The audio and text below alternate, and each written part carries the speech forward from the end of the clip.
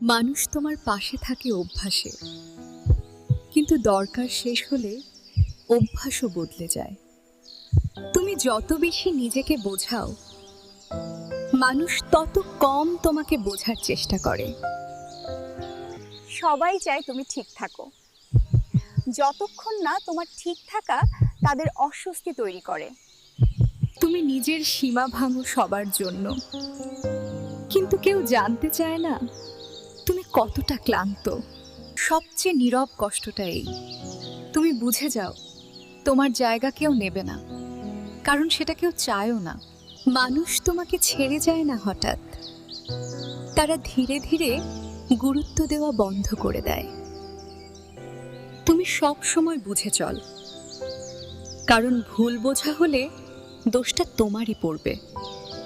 মানুষ তোমার কষ্টের গল্প শোনে, কিন্তু বোঝে শুধু নিজের সীমা পর্যন্ত।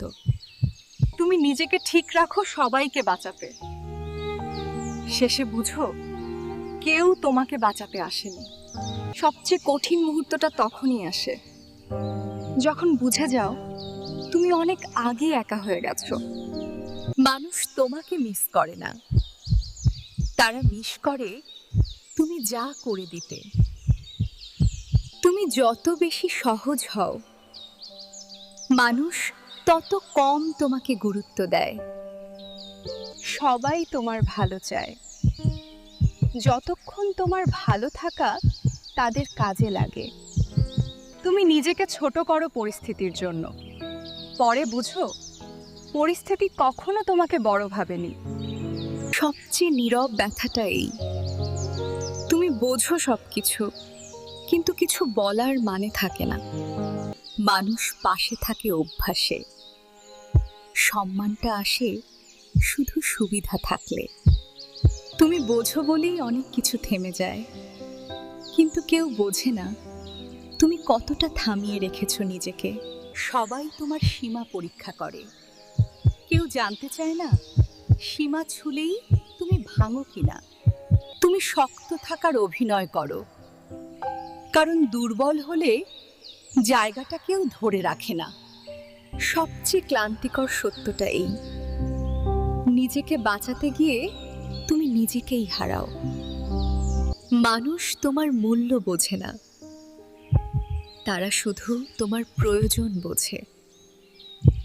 তুমি চুপ থাকলে সবাই স্বস্তি পায়, কিন্তু কেউ জিজ্ঞেস করে না কেন তুমি চুপ।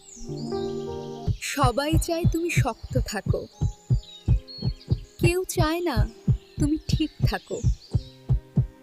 তুমি নিজেকে বদলাও সবার জন্য, শেষে বুঝো কেউ তোমার জন্য বদলায়নি।